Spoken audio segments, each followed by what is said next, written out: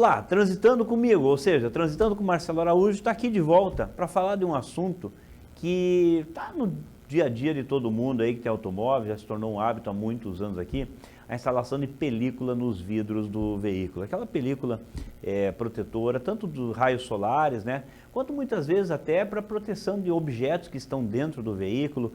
Ele aumenta a resistência do vidro. Aqui nós estamos fazendo propaganda e merchandising da película, ou popularmente conhecido como insufilme, mas da fiscalização a respeito da utilização, da instalação desse tipo de equipamento. São duas resoluções do CONTRAN que regulamentam essa instalação, as de números 253 e 254.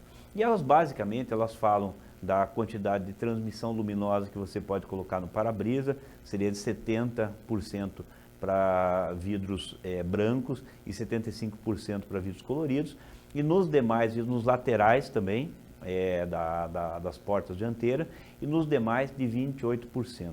E aqui gera uma confusão muito grande conceitual, porque essas resoluções que eu citei, elas falam em transmissão luminosa. O que é transmissão luminosa? Transmissão luminosa é a quantidade de luz que transpõe, que passa.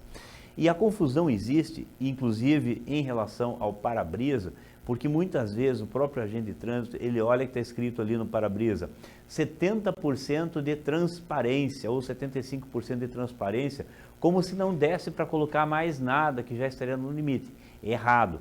Transparência, você que vai lembrar da escolinha aí que você estudou, lembra o que era? Transparente, translúcido e opaco?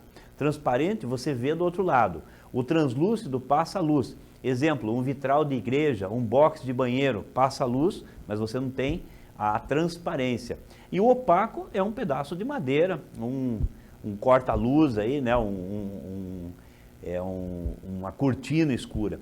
Então, essa confusão que existe do que a resolução fala de transmissão luminosa, a questão é que para fins de fiscalização, a resolução 253 exija que seja feita com aparelho, que se chama medidor de transmitância luminosa.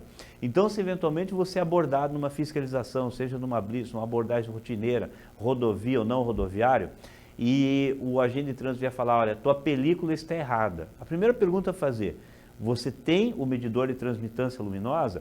Porque o auto de infração, e nesse aspecto a resolução é muito clara, ele precisa conter o índice que foi feita a fiscalização e ele ainda dá uma margem de tolerância.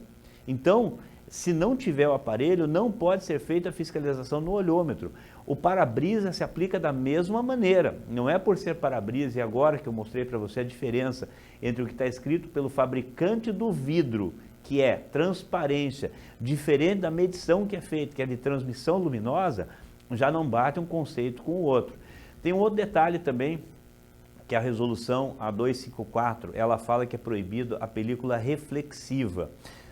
Na verdade, o que sempre se quis coibir é a película espelhada, porque afinal de contas, a sílica, aquela composição do vidro, qualquer vidro, mesmo branco, ele tem um grau de reflexão. Se você olhar um vidro branco da janela da tua casa, você vai ver que alguma reflexão existe. Então, vamos entender, assim, para não criar conflito, que aquilo que for espelhado é o que não pode, mas o que a resolução fala é reflexiva. Reflexiva todos são.